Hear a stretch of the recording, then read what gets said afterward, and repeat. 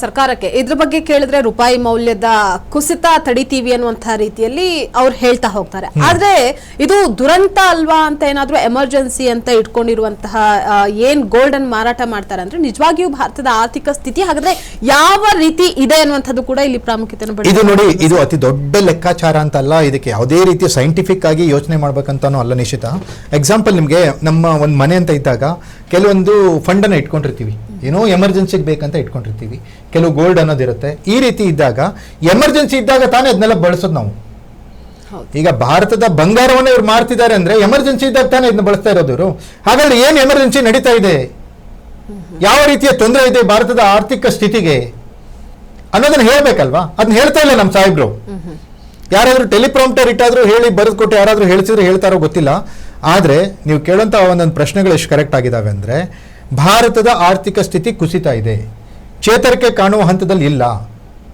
ದೊಡ್ಡ ದೊಡ್ಡ ಉದ್ದಿಮೆದಾರರು ಸಾಲವನ್ನ ಮಾಡಿ ದೇಶನ ಬಿಟ್ಟು ಓಡೋಗಿದ್ದಾರೆ. ಅದರಲ್ಲಿ ಹೆಚ್ಚು ಗುಜರಾತಿಗಳಿದ್ದಾರೆ, ರಾಜಸ್ಥಾನಿಗಳಿದ್ದಾರೆ, ಮಾರ್ವಾಡಿಗಳಿದ್ದಾರೆ.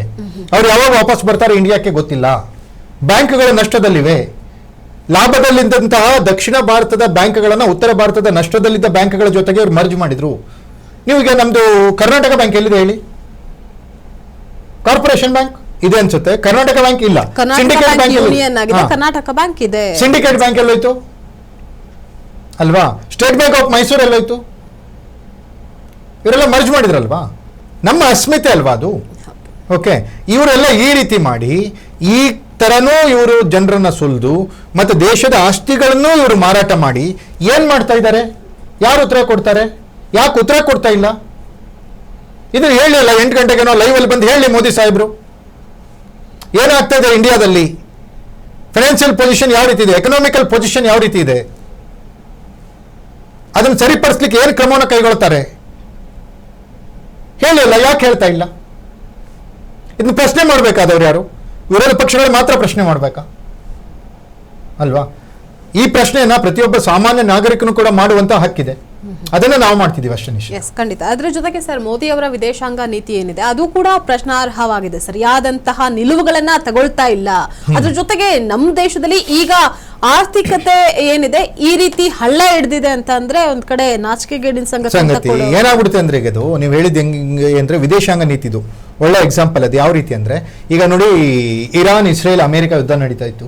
ನಮ್ಮ ಸ್ಟ್ಯಾಂಡ್ ಏನು ಅನ್ನೋದನ್ನ ನಾವು ಹೇಳೇ ಇಲ್ಲ. ಭಾರತದ ಸ್ಟ್ಯಾಂಡ್ ಏನಿದೆ ಆ ಯುದ್ಧದ ವಿಚಾರವಾಗಿ ಏನೋ ನಾವು ಹೇಳಿಲ್ಲ. ಎಸ್ ನಾವು ಇರಾನ್ ಜೊತೆಗೆ ನಿಲ್ತೀವಾ, ಎಸ್ ನಾವು ಇಸ್ರೇಲ್ ಜೊತೆಗೆ ನಿಲ್ತೀವಾ, ಅಥವಾ ಅಮೆರಿಕಕ್ಕೆ ನಾವು ಸಪೋರ್ಟ್ ಮಾಡ್ತೀವಾ, ರಷ್ಯಾದ ಪರವಾಗಿ ಹೋಗ್ತೀವಾ, ನಾವೇನು ಮಾತಾಡಲೇ ಇಲ್ಲ.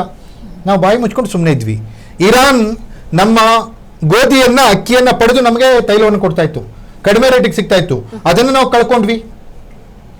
ರಷ್ಯಾದವರಿಗೆ ಅವ್ರ ಜೊತೆ ಖರೀದಿ ಮಾಡಬೇಡಿ ಅಂತ ಸ್ವತಃ ಡೊನಾಲ್ಡ್ ಟ್ರಂಪ್ ಟ್ವೀಟ್ ಮಾಡಿದ್ರು. ನಾವು ಅದನ್ನು ಒಪ್ಕೊಂಡ್ವಿ. ರಷ್ಯಾ ಜೊತೆ ನಾವು ಪರ್ಚೇಸ್ ಮಾಡಲಿಲ್ಲ. ಅತಿ ಹೆಚ್ಚಿನ ದುಡ್ಡನ್ನು ಕೊಟ್ಟು ಬೇರೆ ದೇಶಗಳಿಂದ ನಾವು ಕ್ರೂಡ್ ಆಯಿಲ್ಗಳನ್ನು ಪರ್ಚೇಸ್ ಮಾಡ್ತಾ ಇದ್ದೀವಿ. ಓಕೆ, ನಮ್ಗೇನಿದೆ ವಿದೇಶಾಂಗ ನೀತಿ? ಚೈನಾ ವಿಚಾರದಲ್ಲಿ ಏನಿದೆ? ಪಾಕಿಸ್ತಾನದ ವಿಚಾರದಲ್ಲಿ ನಮ್ದೇನಿದೆ ವಿದೇಶಾಂಗ ನೀತಿ? ಏನೂ ಇಲ್ಲ. ಪಾಕಿಸ್ತಾನ ಅಪ್ರಿಷಿಯೇಟ್ ಮಾಡ್ತಾರೆ ಅಮೆರಿಕಾದವರು. ಇರಾನ್ ಜೊತೆಗೆ ನಿಲ್ಲಿಲ್ಲ ಪಾಕಿಸ್ತಾನ ಅಂತ ಹೇಳಿ ಅವ್ರನ್ನ ಅಪ್ರಿಷಿಯೇಟ್ ಮಾಡ್ತಾರೆ, ನಮ್ಮನ್ನೇನು ಅಪ್ರಿಷಿಯೇಟ್ ಮಾಡಲಿಲ್ಲ. ಹಾಗಾಗಿ ಯಾವ ರೀತಿಯ ಆರ್ಥಿಕ ನೀತಿ ಆಗಿರ್ಬೋದು, ವಿದೇಶಾಂಗ ನೀತಿ ನಡೀತಾ ಇದೆ? ಜೈಶಂಕರ್ ಏನ್ ಮಾಡ್ತಿದ್ದಾರೆ? ನಿರ್ಮಲಾ ಸೀತಾರಾಮನ್ ಏನ್ ಮಾಡ್ತಿದ್ದಾರೆ? ಧರ್ಮೇಂದ್ರ ಪ್ರಧಾನ್ ಏನ್ ಮಾಡ್ತಾ ಇದ್ದಾರೆ? ಅಮಿತ್ ಶಾ ಏನ್ ಮಾಡ್ತಿದ್ದಾರೆ? ನಿತಿನ್ ಗಡ್ಕರಿ ಏನ್ ಮಾಡ್ತಿದ್ದಾರೆ? ರಾಜನಾಥ್ ಸಿಂಗ್ ಏನ್ ಮಾಡ್ತಿದ್ದಾರೆ? ಸ್ವತಃ ನರೇಂದ್ರ ಮೋದಿ ಅವರು ಏನ್ ಮಾಡ್ತಿದ್ದಾರೆ ಅಲ್ವಾ? ಈ ರೀತಿಯ ಪ್ರಶ್ನೆಗಳು ಅಂತ ಬಂದಾಗ ನಮಗೆ ಸ್ಪಷ್ಟವಾದಂತಹ, ನೀವು ಹೇಳಿರೋ ಪ್ರಕಾರ ವಿದೇಶಾಂಗ ನೀತಿನೂ ಇಲ್ಲ. ಈ ಆರ್ಥಿಕತೆ ಚಿನ್ನ ಮಾರಿದರನ್ನು ನೋಡಿದ್ರೆ ನಮಗೆ ಸ್ಪಷ್ಟವಾದಂತಹ ಆರ್ಥಿಕ ನೀತಿಯೂ ಕೂಡ ಇಲ್ಲ ಅನ್ನೋದು ಕಣ್ಣೆದುರಿಗೆ ಬರ್ತಾ ಇದೆ ನಿಶ್ಚಿತ. ಅಂದ್ರೆ ಚಿನ್ನ ಅಂತಂದ್ರೆ ಭಾರತೀಯರಿಗೆ ಎಕ್ಸ್ಪೆಷಲಿ ಅಚ್ಚುಮೆಚ್ಚು ಸರ್. ಯಾವುದೇ ಸಡಗರ ಸಂಭ್ರಮ ಅಂತಂದ್ರೆ ಅದನ್ನ ಸಾಂಪ್ರದಾಯಿಕವಾಗಿ ಭಾವನಾತ್ಮಕವಾಗಿ ಕೂಡ ಅದನ್ನ ಕೊಂಡೊಯ್ದಿದ್ದಾರೆ. ಅದೆಷ್ಟೇ ದುಡ್ಡಾಗಿರ್ಬಹುದು, ಅದೇನೇ ಆಗಿರ್ಬಹುದು, ಅವ್ರ ಕೈಲಾದಷ್ಟು ಅವರು ಕೊಂಡ್ಕೊಳ್ಳುವಂತಹ ವಾಡಿಕೆ ಬಂದಿದೆ ಆಗ್ಲಿಂದ ಕೂಡ. ಇನ್ನು ಚಿನ್ನದ ವಿಚಾರ ಅಂತ ಬಂದಾಗ ಮೋದಿ ಅವರು ಹೇಳಿದ್ರು 1 ವರ್ಷಗಳ ಕಾಲ ನೀವು ಚಿನ್ನವನ್ನ ಖರೀದಿ ಮಾಡಬೇಡಿ ಅಂತ ಜನರಿಗೆ ಅವರೇ ಹೇಳಿಕೆ ಕೊಟ್ಟಿದ್ರು. ಈಗ 2 ತಿಂಗಳಲ್ಲೇ 75 ಟನ್ ಚಿನ್ನವನ್ನ ಅವರೇ ಮಾರಿದ್ದಾರೆ ಅಂತಂದ್ರೆ ಇದಕ್ಕೆ ಏನ್ ಹೇಳ್ಬೇಕು? ಹೌದು, ಅವ್ರು ಖರೀದಿ ಮಾಡಬೇಡಿ ಅಂತ ಹೇಳಿದ್ರಲ್ಲ, ಮಾರಬೇಡಿ ಅಂತ ಏನಿಲ್ವಲ್ಲ. ಅದನ್ನ ಇವ್ರು ಮಾರ್ತಿದಾರೆ ಅಷ್ಟೇ, ಖರೀದಿ ಮಾಡಬೇಡಿ ಅಂತ. ಅವ್ರು ಹೇಳಿದ್ದನ್ನು ಏನ್ ಮಾಡ್ತಾರೆ ಸಾಹೇಬ್ರು? ಅವ್ರು ಹೇಳಿರೋದ್ರ ವಿರುದ್ಧನೇ ಅವ್ರು ಮಾಡೋದು. ಆಯ್ತಪ್ಪ, ಕೋವಿಡ್ ಬಂತಲ್ಲ, ವ್ಯಾಕ್ಸಿನ್ ತಗೊಳ್ಳಿ ಗಂಟೆ ಬಾರಿಸಿ ಜಾಗಟೆ ಬಾರಿಸಿ ಅಂತ ಅವ್ರು ಬಂದು ಲೈವಲ್ಲಿ ಬಂದು ಹೇಳ್ತಿದ್ರಲ್ಲ.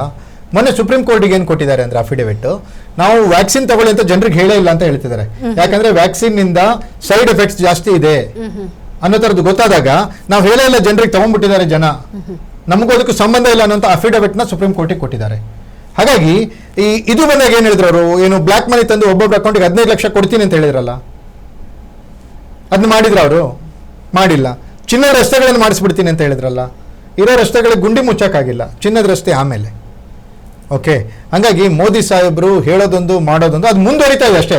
ಅದು ನಮ್ಮ ಜನರಿಗೆ ಅರ್ಥ ಆಗಬೇಕು, ಯಾವುದನ್ನು ನಂಬಬೇಕು ಯಾವುದನ್ನು ನಂಬಾರ್ದು, ಕೆಲಸ ಯಾವುದು ಮಾತು ಯಾವುದು ಅನ್ನೋದು ಜನರಿಗೆ ಅರ್ಥ ಆಗಬೇಕು.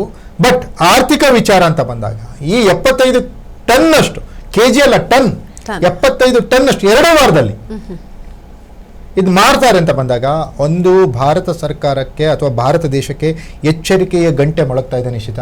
ಮುಂದೆ ಆರ್ಥಿಕವಾಗಿ ದೇಶ ಸಂಕಷ್ಟಕ್ಕೆ ತಳ್ಳುವಂಥ ಎಲ್ಲ ಲಕ್ಷಣಗಳು ಕಾಣ್ತಾ ಇದ್ದಾವೆ. ಇವರಿಗೆ ಸ್ಪಷ್ಟವಾದಂಥ ಆರ್ಥಿಕ ನೀತಿ ಇಲ್ಲ, ಇಲ್ಲಿ ಆರ್ಥಿಕ ತಜ್ಞರು ಯಾರೂ ಇಲ್ಲ, ಇವರು ಆರ್ಥಿಕ ತಜ್ಞರ ಮಾತನ್ನು ಕೂಡ ಕೇಳೋದಿಲ್ಲ. RBI ಗವರ್ನರ್ ಇಬ್ಬರು